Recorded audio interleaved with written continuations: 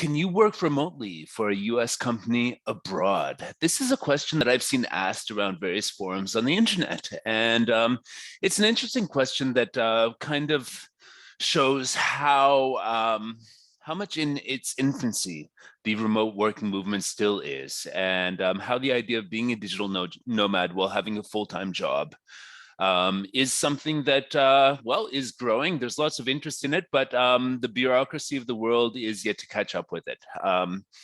So basically, this is usually posted by people who are interested in working full-time remote positions or full-time positions remotely for US companies.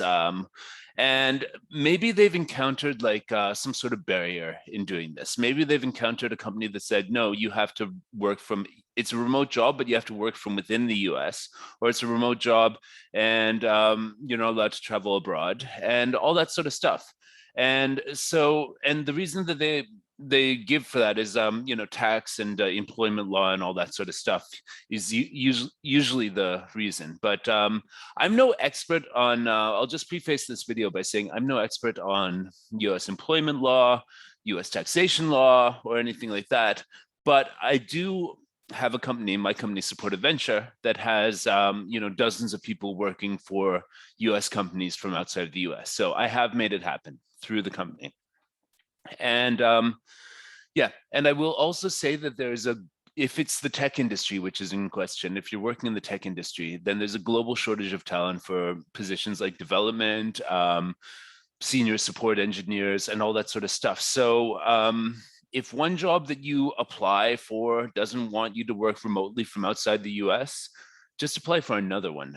There's lots of people who are open-minded, and you have to look at the difference between the mentality of being self-employed and the mentality of being an employee. They can look very similar in terms of the day-to-day work that you do. If you're self-employed as a contractor on a full-time contract, it looks very much similar to what being a full-time employee would be. It's just a difference in sort of billing and taxation, because if you're self-employed, then you need to actually just get an amount of money that covers everything, all your benefits, all your taxes, and all the other fees that you might have to pay if you need your own equipment, like a computer to do your job, that you have to pay for yourself. That needs to be included in the day rate or the hourly rate that you're charging to the company. So if you're self-employed from another country, it will vary your status, like what you need to actually be self-employed in that country. For example, I'm self-employed in Serbia, and there's a business entity that I opened that they charge a flat tax every month of it's usually 200 to 400 euros, and then you can take up to 4,000 euros into that. So that's a really good way to go, and then I can just bill like companies in other countries. I can bill companies in other countries and just pay that flat tax, and up to 4,000 euros income, I can actually just like, that's me. All my health and social security is paid out of that 200 to 400 euros every month that they paid. There's also something you can also do is open up a company either in the US or in another country. In the case of the company, the larger company I operate, Supportive Venture, it's based in the UK. And what this basically means is that we've got a UK company that bills the US clients. There's no sales tax involved or anything like that. And it bills the US clients, and they pay the invoices to the UK company. And then we pay all of the subcontractors out basically from that UK company. So, there's different options in the US, like US LLC, which I believe you can open as a foreigner as well, with various, Delaware is the most popular jurisdiction for opening it up.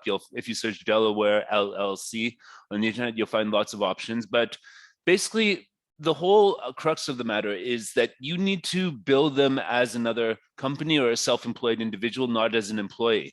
So if there's an HR department that's posting job ads and stuff like that, there might be something on there that says like, open to US residents only, and work can only be performed from the US. But if that's the strict policy of the company, maybe it's not the best company for you to work with. I'll tell you the story. When I first started wanting to live in Serbia, in Belgrade, I wanted to be a remote IT tech, and I wanted to work from here. And so I wrote, and I knew that I could charge a lot less than IT technicians in the UK charged, and that someone must be interested in this and want to make it happen. So basically, I just wrote to 100 companies and said, hey, I'm an IT technician and I want to work for you remotely from Belgrade. Luckily, since I had previously been living in the UK, I still had a UK bank account, which made it easy for them to pay me. But in this day and age, we have Wise, TransferWise, as it used to be called, which will give you account details in US dollars, in British pounds, in euros, so on and so forth, that you can just open up and receive money there and then transfer onwards to whichever country you happen to be in. They support a lot of different currencies and stuff like that. So yeah, the biggest thing is you need to find a company that will pay you as a self-employed person, and or you need to open up a company to bill other companies and then figure out how to pay yourself. So there's there's three things to consider. Where is your client? If it's the USA, then it might be beneficial to open up a company in the USA. But I also found that the UK is a jurisdiction that they are happy to sign contracts with. If you opened up a limited company in the UK, I used a company called Rapid Formations to start Supported Venture in 2016, and it's been pretty smooth since then. You should also consider the accounting cost of running these limited companies. Get quotes from accountants, how much they would want to file your annual returns before you do this, because it can be pricey. That's why I really enjoyed the simplified setup in Serbia of having a flat tax rate every month and not having to keep the actual expenses and books and monthly, quarterly, annual reports and stuff like that. In Serbia, you just pay that 200 to 400 euros a month, and they don't have any further questions. You've paid your taxes, that's it. In some countries like Canada and the UK, they have you can be self-employed and deduct expenses, and then there's a personal allowance. So if you stay tax resident in those countries, and say you're living in Brazil and you only need 1,000 euros a month to live in Brazil and have a good life in Brazil, that 1,000 euros a month would likely be tax-free should you be able to remain a UK tax resident. But you also have to look at, where it gets complicated is when you look at all the different laws on what makes you a tax resident of one place or the other as a digital nomad. If you're a true traveling nomad going around the world,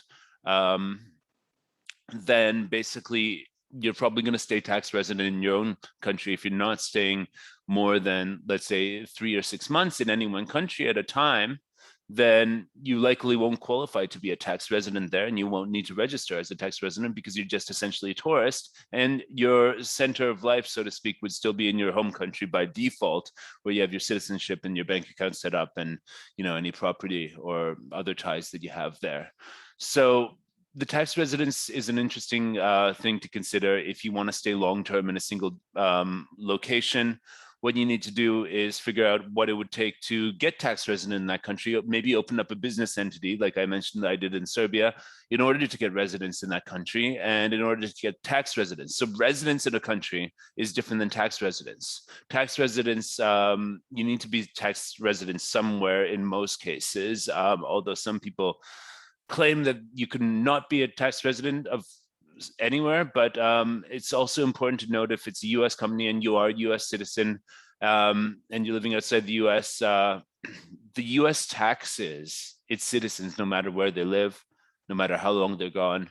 And there's a certain foreign income exemption or something like that, around 100,000, I believe. I'm not an expert in US tax law. All right. So this is just you need to do your own research, but you can only spend a certain amount of days in the US each year. So, there's lots of moving parts here, folks, but the main answer to the question is yes, you can work remotely from abroad for a US company. You just need to find a company that's willing to do that. And willing to work on a way to make it feasible. If you really are talented, for example, in the tech industry and marketing and stuff like that, and you want to live abroad, be a digital nomad, talk to business owners, talk to companies. I find it's always a lot more fruitful when you're dealing with these sorts of out of the ordinary things to talk to someone who has skin in the game. Say hey, I would want 5,000 US dollars a month if I were to work for you in, you know, in the States. But since I'm going to be living in Mexico, maybe I only need 2,000 or 3,000, whatever it is, whatever your desired level of income is based on your experience in the market rates. Then somebody who owns a business would want to actually make it happen for you. You know, if you're going to save them 3,000 bucks a month and they just have to figure out how to file the accounting for your wages a little bit differently, any business owner would jump on that opportunity. It's just when you deal with these sort of bigger companies and middle management and HR departments, accounting departments, that you tend to run into this attitude, no, this job is for US citizens only. You know, international outsourcing is a huge thing. And the big difference in the digital nomad age is rather than having an office in the Philippines with 1,000 people working in it, you might just be one person with a laptop in Belize who would be the international outsourcing person. So yeah, best of luck. I hope this was a helpful video. And yeah, it's a whole can of worms, but where there's a will, there's a way. Just decide where you want to be, whether you stay tax resident in your home country, and how to convince companies to pay you, despite the fact that you're not going to be an employee governed under local employment law. Thanks a lot. Take care.